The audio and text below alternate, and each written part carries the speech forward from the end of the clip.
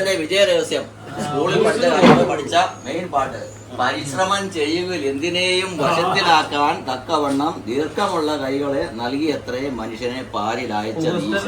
ഈ കാണുന്നെല്ലാം ഈ ദീർഘമായ കൈകൾ കൊണ്ട് അതുപോലെ ഇതിന്റെ ഒരു പുറകില് ഒരു പച്ചക്കറി തോട്ടം തന്നെ നമ്മുടെ ആനപ്പുഴ തുടങ്ങിയിട്ടുണ്ട്.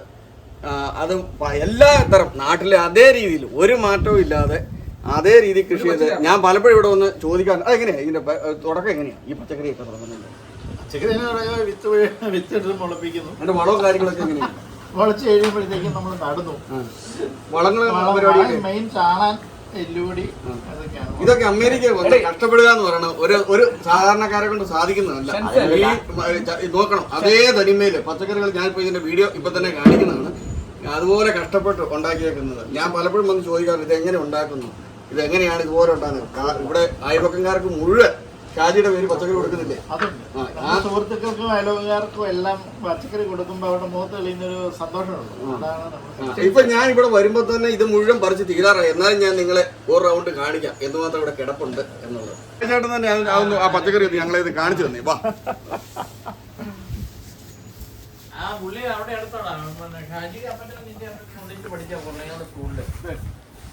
ഇത് വെണ്ട തോട്ടം. വെണ്ടത്തോട്ടം നാട്ടിലെ റബ്ബർ നിൽക്കുന്ന പോലെ നിൽക്കുന്നു. ഇങ്ങോട്ട് നോക്കിയോ, അതിന്റെ പിന്നിലായിട്ട് പയറ്, അതിന്റെ പുറകെ പയർ, വള്ളിപ്പയർ. അതിങ്ങനെ വെണ്ടയ്ക്ക വള്ളിപ്പയറുണ്ട്. പൊളിയൻ പയർ. ഇവിടെ തൊട്ട് അങ്ങോട്ട് 8-10 ട്രിപ്പ് പറിച്ച് അയൽവക്കാർക്ക് മുഴുവൻ കൊടുത്തതാണ്. ഇവിടെ തൊട്ടേ പറിച്ച് വന്നാണ്. ഇതുണ്ട്, അത് പൊളിയൻ പയറാ കേട്ടോ.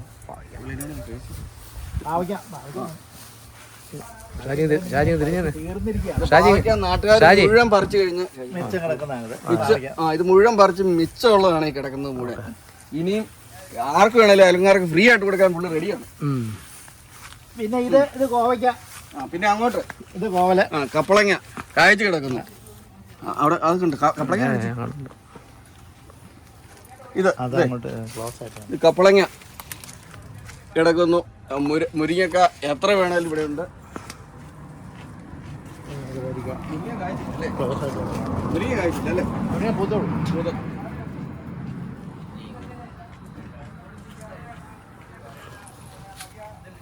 പൂത്തോളൂ. ഇനിയിപ്പോ ഈ സൈഡിലേക്ക് ഇത് കോവയ്ക്ക ഇഷ്ടം പോലെ. അത് കോവലാണോ ആ കാണുന്നത്? അല്ല, അത് പീച്ചിലിങ്ങ. രാജി അതിന്റെ പേരെന്നാ ഒന്ന് പറഞ്ഞു? പീച്ചിലിങ്ങ. ഇങ്ങോട്ടും തിരിഞ്ഞ് ഇത് പച്ചമുളക്. എല്ലാ ടൈപ്പും പച്ചമുളക് ഉണ്ടെന്ന് അല്ലേ? അല്ല, പച്ചമുളക് കൊമ്പമുളകാണ് നമുക്ക് കറിക്ക് ഉപയോഗിക്കുന്ന കൊമ്പമുളക്. ഇതന്നെ ചീരയെല്ലാം പറിച്ചു കളഞ്ഞേ. അത് പുഴുവായി. ഇതാണ് പീച്ചിലിങ്ങ കായ്ച്ചു തുടങ്ങുന്നത് കേട്ടോ. എല്ലാം ഓർഗാനിക് ആയിട്ട്. ഇത് ഒരു പീച്ചിലിങ്ങ കായായി വരുന്നേ ഉള്ളത്. പച്ചമുളക് അടുത്ത ഒക്ടോബർ നവംബർ വരെ പച്ചമുളക്. അത് പല ഷേപ്പും പല കളറും രണ്ടേ ഉള്ളൂ. ഈ ഒരെണ്ണം മാത്രത്തിൽ വ്യത്യാസമുണ്ട്. ഇത് മാത്രം. ചേമ്പ് കൃഷിയും ചെയ്യുന്നുണ്ടോ? പിന്നെ ചേമ്പ് അത് ഇല വെക്കാൻ പറ്റുന്ന ചേമ്പാ. നല്ല അതുപോലെ കറിവേപ്പില. പനിക്കൂർക്ക. അതുപോലെ കറിവേപ്പിലയാണെങ്കിൽ ഈ പള്ളിക്ക് വേണമെങ്കിൽ കൊടുക്കാം. ഇത്രയൊക്കെ ഉള്ള ചെറിയൊരു ഉദ്യാനമാണ് നമ്മുടെ. ഇത് പൂർണ്ണ സന്തോഷമാണ്. Thank you. അല്ലേ? തീർച്ചയായിട്ടും. നമ്മള് രാവിലെ ഇറങ്ങി ഒരു 2-3 മണിക്കൂർ അതിനകത്ത് സ്പെൻഡ് ചെയ്യുക. അപ്പൊ കിട്ടുന്നൊരു സന്തോഷം. ഇപ്പൊ നാട്ടുകാരെല്ലാം ഇവിടെ വന്നു കഴിഞ്ഞപ്പോ ഇതെല്ലാം ഒന്ന് കാണുമ്പോൾ അവർക്കും ഭയങ്കര സന്തോഷം. ഇത് കേരളത്തിനേക്കാളും വലിയ ഇത് കേരളമാണെന്ന് തന്നെ മാറിപ്പോവുക അല്ലേ? ഈ പുറത്തേക്ക് ഇറങ്ങി കഴിയുമ്പോൾ അല്ലേ? തീർച്ചയായിട്ടും. എന്നെ വിസിറ്റ് ചെയ്യാൻ വന്നത് നിങ്ങൾക്ക് പ്രത്യേകം താങ്ക് യു. വീണ്ടും പറയുന്നു. പഠിക്കാൻ വരുന്നവർക്ക് ആവശ്യമനുസരിച്ച് വെള്ളം ഇഷ്ടം പോലെ കൊടുക്കും.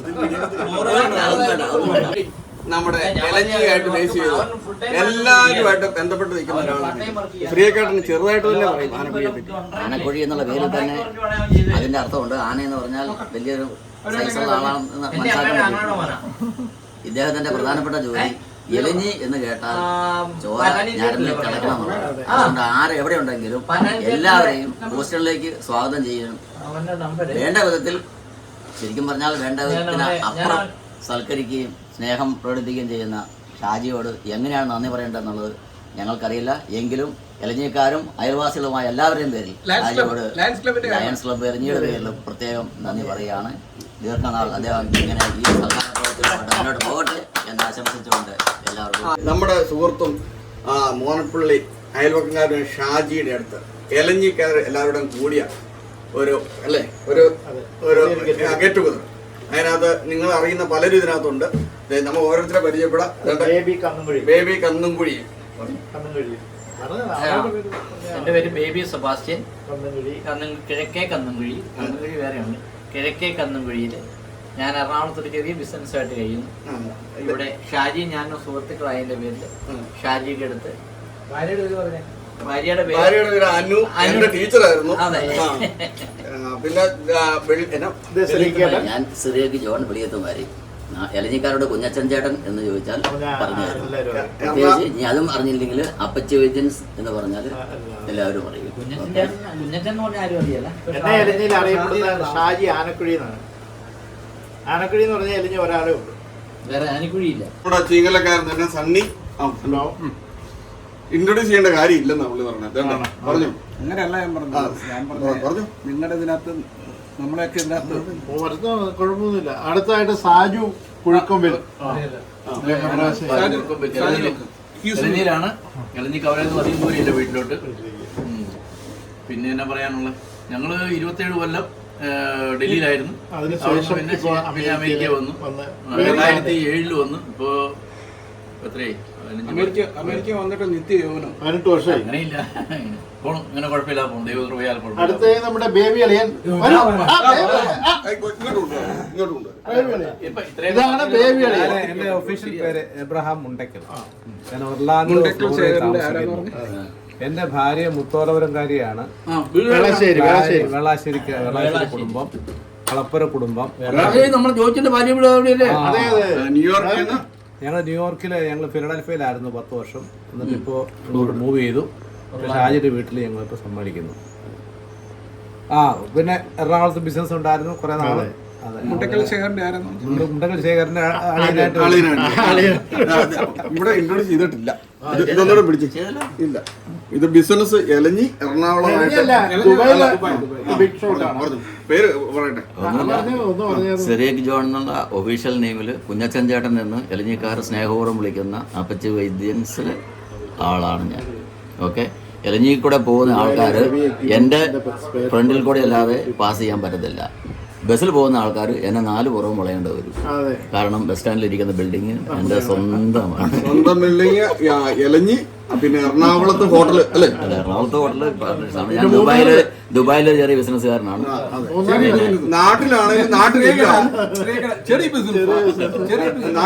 ഇത് വള്ളിപ്പാലം ഞാൻ തന്നെ ഇൻട്രോഡ്യൂസ് ചെയ്യണം. നാളെ തോന്നുന്നു സണ്ണി വള്ളിപ്പാലം. ഞങ്ങളുടെ നാട്ടുകാർ സ്വന്തം അയലോക്കംകാരോടെയാണ്.